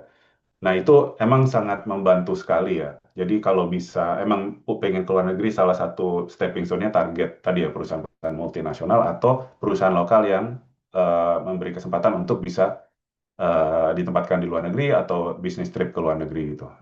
Nah, itu mungkin saran saya. Dan eh, tadi apply ya, mungkin lowongan mungkin paling bagus ke website-website perusahaan apa perusahaannya langsung. Misalnya dulu saya ke website T-Mobile langsung atau di perusahaan BT langsung dan lain-lain. Itu lebih valid, nggak mungkin scam kan. Nah, atau LinkedIn mungkin. LinkedIn juga oke, tapi mungkin LinkedIn masih banyak headhunter. Kalau saran saya apply langsung ke perusahaannya. Jadi yang itu biasanya yang lebih lebih valid. Kemudian kalau dapat interview, interview di luar negeri dari pengalaman pribadi saya sangat berbeda dengan di Indonesia. Kalau interview di luar negeri itu ada yang namanya behavioral question, behavioral interview itu eh, pertanyaannya sangat spesifik dan di marks dinilai secara spesifik juga. Jadi dia biasanya mengikuti pola seperti STAR ya, situation, task, action, result. Jadi ketika kita jawab itu tell me about a time when you demonstrate like apa namanya teamwork. Jadi biasanya kita jawab dengan memberikan uh, contoh asli dari apa yang kita pernah experience gitu. Apa situasinya, apa tasknya, apa action kita dan apa resultnya. Eh, jadi nggak, jadi kalau di luar negeri, ini pengalaman saya biasa banyak menginterview orang di perusahaan saya dan perusahaan sebelumnya. Saya bahkan yang di perusahaan waktu di BT saya panel interview untuk fresh grade ya. Jadi kita tuh sangat spesifik ketika interview dan nggak boleh nanya yang nggak relevan gitu. Jadi itu kita punya preskriptif preskriptif sekali eh, dan itu umum di perusahaan hampir semua perusahaan seperti itu. Karena kalau di luar negeri ketika kita di interview kemudian kita nggak diterima, kita punya hak untuk eh, menanya ke perusahaan itu kenapa saya nggak diterima, eh, apa yang kenapa saya nggak diterima. Jadi apakah kenapa saya di mark nggak diterima dan lain-lain. Itu ada bisa dilakukan. Jadi itu memang itu sebenarnya lagi-lagi tadi disupport sama regulatory aspek juga bahwa kita ketika interview harus fair. Nah, nggak boleh. Mungkin kalau saya kadang-kadang lihat apa di Instagram atau di mana ya ada sharing HR interview di Indonesia, kemudian HR-nya apa nanya yang aneh-aneh udah tuh tiba-tiba kesel dan lain-lain, kamu ngomongnya nggak sopan dan lain-lain. Itu nggak boleh tuh kalau kayak gitu di luar negeri nggak boleh juga HR atau interviewer nanya yang kemana-mana. Apalagi yang judge gitu langsung di itu bisa kena masalah perusahaannya. Itu mungkin tips untuk interview.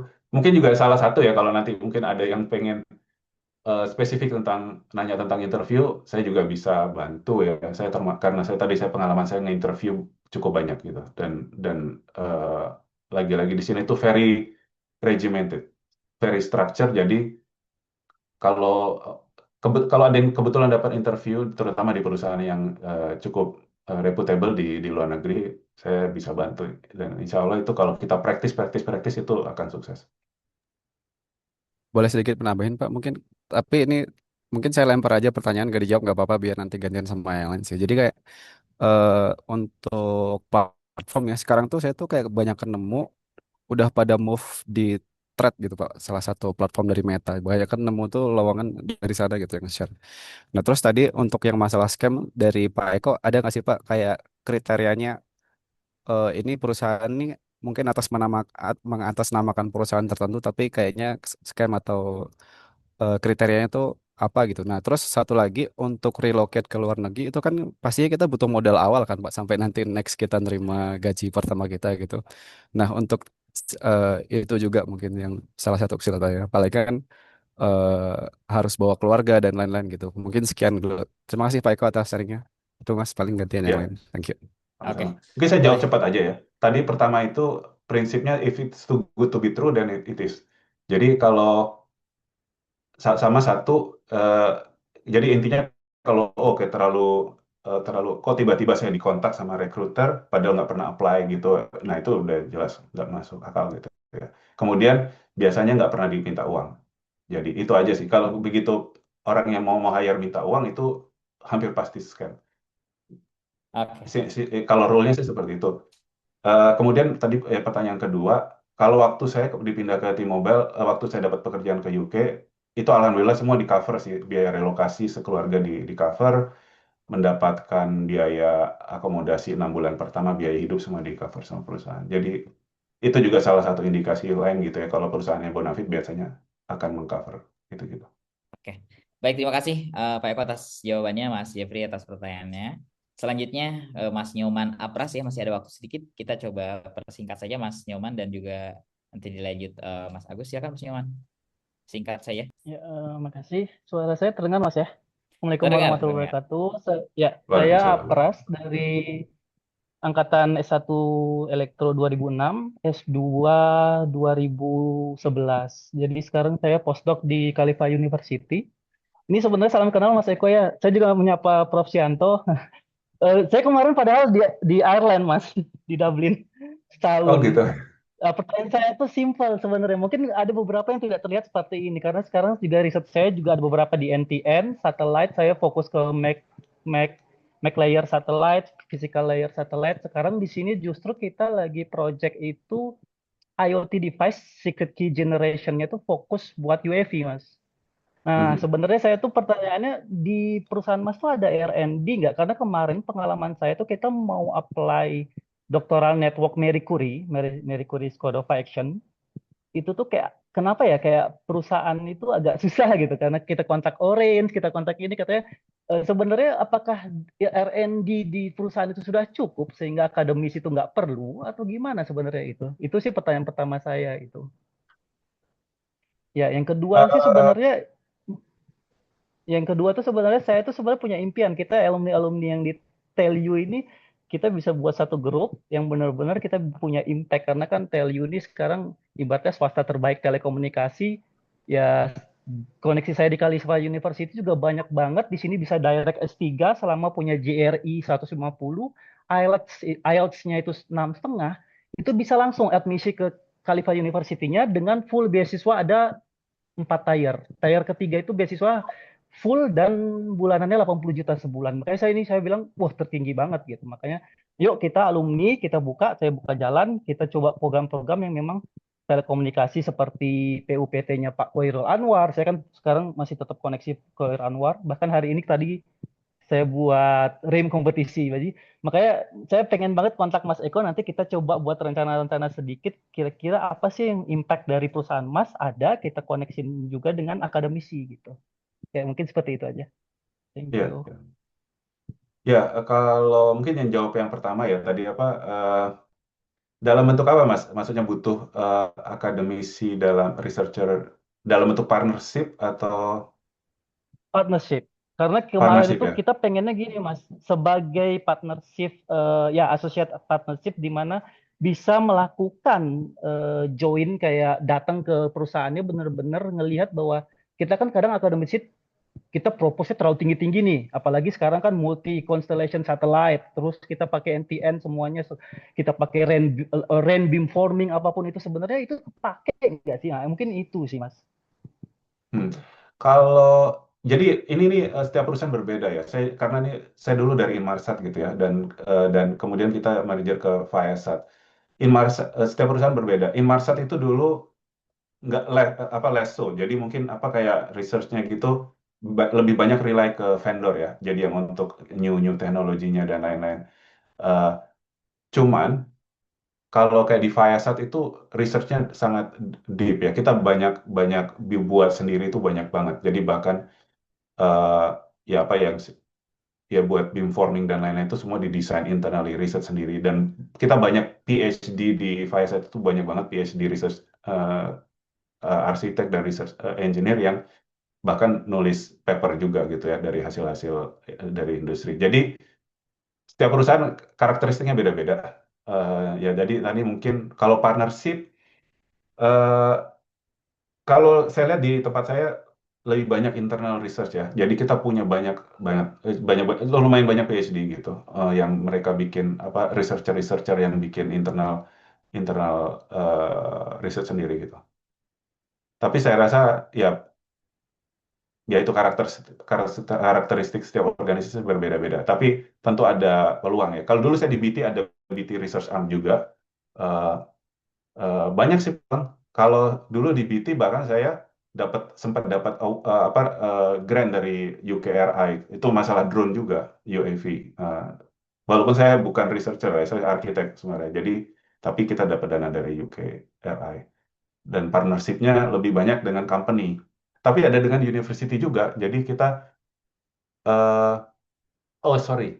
Jadi mungkin saya jadi ingat tadi proyek yang tadi saya bilang dengan European Space Agency, kita punya konsorsium ya sekitar 8 perusahaan.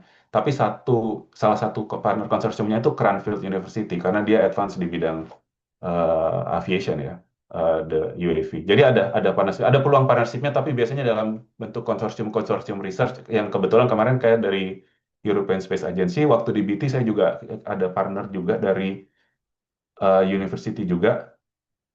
Tapi itu dana risetnya dari UKRI. Jadi itu sih. Saya rasa Oke, tadi baik. untuk buat networking itu penting ya. Tadi ya, saya rasa itu salah perlu diinisiasi. Apalagi tadi ya, tell you udah ada program PhD dan lain-lain. Baik, terima kasih Pak Eko. Mas Apras, cukup Mas. Sementara mungkin ya, nanti bisa disambung langsung Cukup komunikasi. Mas, cukup. Terima kasih banyak. Siap. Dan tadi menarik ya terkait dengan aspirasi harus ada wadah nih alumni untuk bisa saling terkoneksi satu sama lain agar nanti program-program ke depan bisa lebih terrealisasi. Mungkin tadi alhamdulillah juga Prof Suwo dan Prof Rati monitor nih dari tadi sampai sekarang. Terima kasih Prof. Siap, baik. siap, Mungkin siap. Dicatat. siap. Terima kasih atas support dan juga tanggapan baiknya. Mungkin izin ini yang bertanya sudah selesai juga. Tadi saya izin share Bu Ratri juga semangat, Pak. LinkedIn. Bu Mas Ratri Agus semangat, ini Om Sufyan. Satu lagi Mas Agus. Oh, Mas siap. Agus Mas ini Agus, sebenarnya siap. Kasih semangat. harusnya pembicara nih. Pembicara. Silakan Mas Agus. Jauh nih dari Qatar juga nih. Silakan. Bagus. Ya, saya nambahin Mas Eko kalau boleh supaya buat adik-adik. Kalau misalnya yang realistis itu seperti apa sih kalau misalnya lulus S1 kemudian mencoba untuk meneruskan berkarir ke luar negeri, itu apa step-stepnya? Kemudian milestone-nya itu sendiri kira-kira berapa lama? Apa yang harus dipersiapkan dari pertama kali lulus atau bahkan sebelum lulus apa yang harus dipersiapkan? Kemudian apakah misalnya sekarang kan banyak sekali sertifikasi pelatihan, apakah itu juga membantu atau harus S2? Kira-kira berapa lama saya harus spend misalnya lulusan S1 di Indonesia dan apa yang harus saya fokuskan supaya saya bisa ke luar negeri? Karena sepertinya kalau menurut pengalaman saya sendiri untuk bisa ke luar negeri itu juga butuh pengalaman sebelum bisa apply ke luar negeri dan itu biasanya sangat dipertimbangkan untuk bisa masuk ke luar negeri sebelum kita langsung misalnya dibandingkan dengan S1 yang langsung apply ke luar negeri. Itu Mas Eko, mungkin bisa di-share ke adik-adik. Ini pertanyaan Iya. mewakili saya nih Pak. biar lebih realistis itu kira-kira adik-adik itu kebayang kira-kira setelah lulus saya harus ngapain, berapa tahun saya harus melakukan itu, kemudian apa yang harus saya poles lagi supaya CV saya mengkilap, kemudian bisa saya mulai jualan ke luar negeri itu berapa lama setelah itu gitu. Lebih Oke. ke situ Mas Eko. Saya jawab tapi nanti Mas Agus sharing juga pengalamannya. Ini Mas Agus ini juga udah melalang buana kemana-mana, di Filipina, Qatar dan lain-lain muter-muter. Jadi kalau ini pengalaman pribadi saya. Jadi sebenarnya saya ini banyak dulu di kampus itu banyak ngoprek sendiri gitu ya. Jadi sebenarnya kalau ditanya berapa lama ya. Jadi saya tuh bahkan sebelum lulus pun sudah ada tawaran kerja di Singapura. Waktu itu nggak saya ambil gitu. Kenapa saya dapat itu? Karena belajar ngoprek di lab ya, belajar sendiri. Ini sebenarnya ada guru ngoprek saya join juga nih, Johan Firdianto nih angkatan saya nih. Saya dulu belajar banyak dari beliau ini tentang Linux gitu. Ya bisa dibilang ini salah satu bekal besar buat saya karena dulu saya juga IPK bisa dibilang pas-pasan juga gitu pas lulus. Itu jadi kalau waktu itu saya banyak belajar otodidak, jadi selain akademis, ada belajar otodidak, dapat tawaran tuh sebelum lulus di Singapura. Kemudian tapi saya setuju dengan Mas Agus tadi, paling efektif ketika kita punya pengalaman yang bisa kita jual. Jadi seperti saya tadi sampaikan, saya dapat kerjaan di T-Mobile karena saya waktu itu sudah punya pengalaman banyak di SMSC, deploy SMSC. Jadi saya mungkin punya pengalaman kerja sejak lulus sampai ke Inggris itu sekitar 6 tahun. Jadi bisa dijual gitu. Dan mungkin dari 6 tahun itu sekitar 3 tahun di perusahaan multinasional.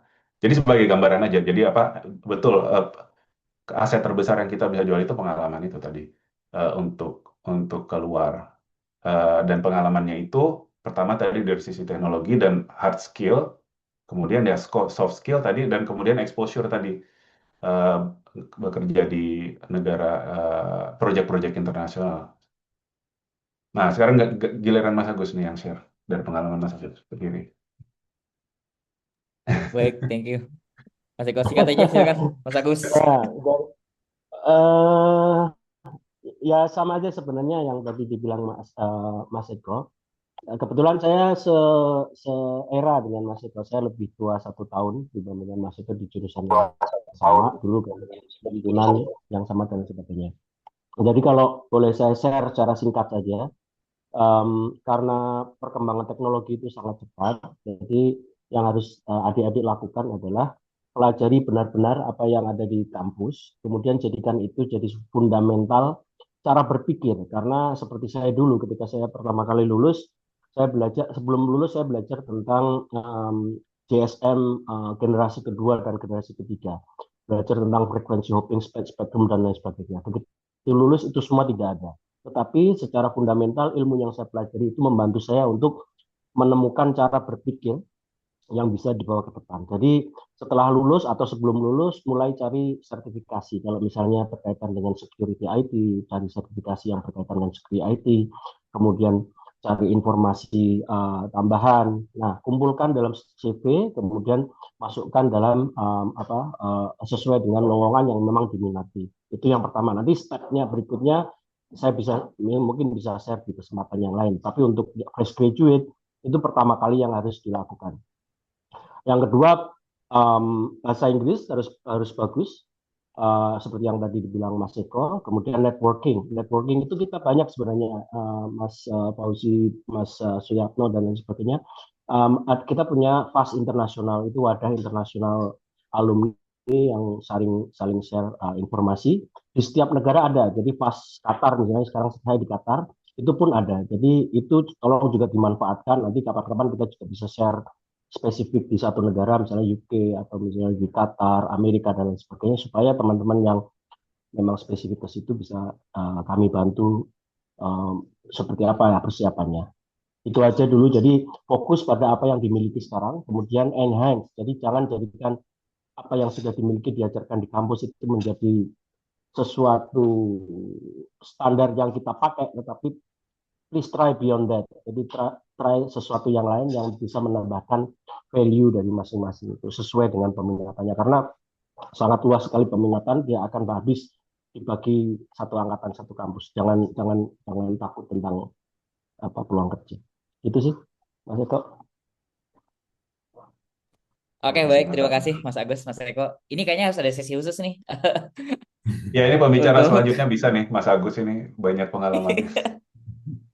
baik, terima Catat, kasih catat. atas izin, Prof. Ini apa namanya, secara semangat dan juga antusiasnya tinggi, Prof. Jadi mungkin bisa diagendakan lagi, Prof. Siap, siap. Itu Siap. masih ada pertanyaan di ruang chat dari Oh, mohon maaf, Farid titipan ya satu Tampis, ya. pertanyaan nih. Untuk Ini Mas Eko bisa ini dijawab penting soalnya pertanyaannya kayaknya. singkat aja, tapi ini memang cukup menarik ya. Saya sudah di notice untuk segera stop, tapi nggak apa-apa. Ini terakhir ya, Prof. Izin, Prof. Agak sedikit meleset nih waktunya. Jadi ada 2 pertanyaan Pak Eko di kolom chat mungkin ya. Yang pertama, ini pakai bahasa Inggris ya. Those AI use case that was mentioned, yang tadi dijelaskan gitu ya. Was it using a vendor tools, Nokia or etc. or Viasat developing Viasat internal tools gitu. Terus, or the engineer, for example, Mas Eko directly use cloud to do that calculation. Itu pertanyaan pertama. Terus yang kedua terkait dengan perbandingan tradisional telco gitu ya. Saat ini kan, oh sorry, kalau di traditional telco, most people lihat udah saturasi atau menuju saturasi gitu ya, karena nggak ada killer apps-nya atau killer use case yang tadi mungkin dibahas gitu ya. Untuk MNO, untuk dapat profit dari customer, untuk invest di 6G. Nah, hingga saat ini MNO dan juga seperti vendor Ericsson atau Nokia masih punya PR besar. Apa killer apps atau killer use case-nya? Pertanyaannya kalau di satelit telco, Mas melihatnya seperti apa? Apakah prospeknya bagus ke kurang lebih 10 tahun ke depan? Dan apakah sudah worth it gitu ya untuk beralih dari tradisional telco ke satelit telco? Wah, dalam banget nih, teknis banget nih pertanyaannya. Silakan. Ya, untuk yang pertama ya, kalau di Viasat itu eh, banyak develop sendiri ya. Eh, jadi toolsnya banyak develop sendiri. eh, jadi mungkin menggunakan AI untuk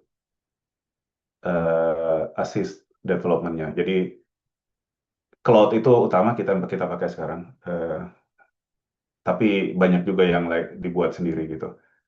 Mungkin jawabannya singkatnya sih itu karena Viasat itu very very tech company jadi ya karena itu mungkin kultur Amerika juga semuanya dibangun dengan semuanya bikin sendiri. Bahkan kita dulu satellite networknya itu kita core networknya Viasat itu eh, dibuat sendiri semua internal development. Jadi untuk AI itu kita banyak bikin sendiri.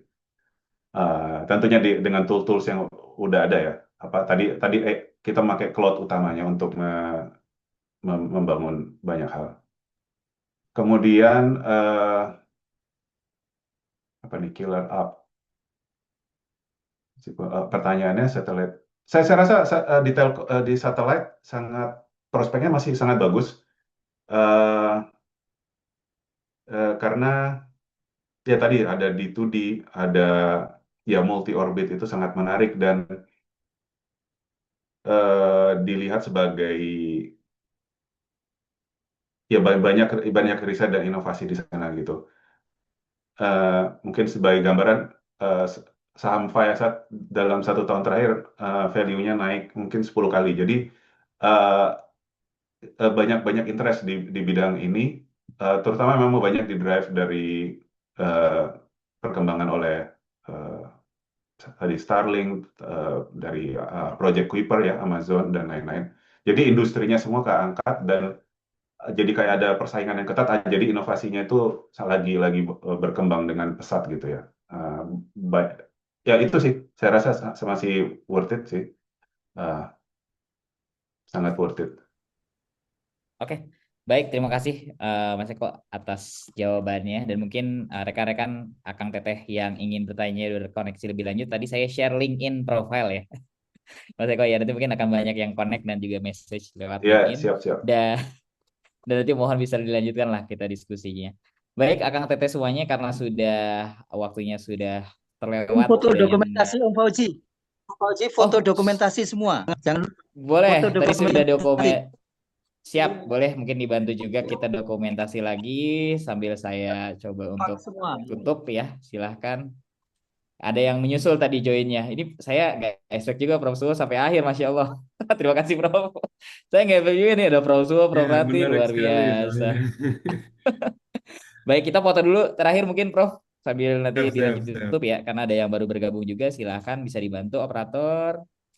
Kita foto terlebih dahulu. Silahkan bisa dibantu di pin terlebih dahulu. Oke. Close on cam 1, 2, 3. Oke, baik. Cukup mungkin ya. Baik, ah sudah kita foto bersama kedua sesi kedua, dan mohon berkenan Bapak Ibu Akang Teteh semuanya karena waktunya sudah cukup padat sekali, sehingga pertemuan hari ini harus kita akhiri. Dan terima kasih atas kebersamaannya bersama Akang Teteh semuanya, Prof Suwa dan juga Prof Ratri ya, dan Bapak Ibu semuanya dari Telkom University yang telah mengagendakan acara ini dengan sangat luar biasa. Dan semoga ini bukan hanya yang pertama saja dan terakhir ya Prof Ratri, tapi berkelanjutan menjadi beberapa chapter nanti agenda ke depannya. Amin. Siap, dan terima kasih juga untuk seluruh Kang Teteh yang sudah berpartisipasi aktif. Banyak sekali pertanyaan yang masuk dan feedback juga. Dan mungkin mohon dibantu, kita akan ada feedback nih dari penyelenggara atau panitia. Mohon berkenan untuk diberikan feedbacknya Silahkan terkait dengan saran-saran, usul-usulan program yang tadi disampaikan boleh langsung disampaikan sehingga bisa menjadi bahan evaluasi dan perbaikan ke depan. Dan semoga Telyu Global Alumni Connect ini tidak hanya menambah wawasan ya, tapi juga tadi menjalin relasi, networking, dan juga menjadi langkah nyata untuk menuju karir global yang berdampak. Mohon berkenan, saya Fauzi Sofyan mewakili panitia, mohon pamit undur diri, ditutup dengan pantun. Ini saya karena 2 tahun kerja di Telkom, Prof, jadi pantun aja nih yang saya pelajari. Pantun penutup dari saya, mohon izin ya. Hari Jumat, saya jadi ketawa mulu dari itu nyiapin pantun aja. Hari Jumat memotong kuku, Cakep. bersih suci di dalam hati. Cakep. Cukup sekian dari diriku. Jaya selalu Telkom University. Alhamdulillah. Amin. Terima kasih Akang Teteh semuanya, Prof Suwo, Prof Ratri, Bapak Ibu semuanya. Sampai jumpa pada kegiatan alumni berikutnya. Wassalamualaikum warahmatullahi wabarakatuh. Selamat sore. Waalaikumsalam. Terima kasih Mas Fauzi, Mas Prof Eko, Suyanto, Mas Prof Mbak Ratri, terima semuanya, kasih banyak Mas Heru. semuanya teman-teman semua. Ya, makasih Mas Eko. Assalamualaikum. Prof Suwo, hatur nuhun, Pak Rezi.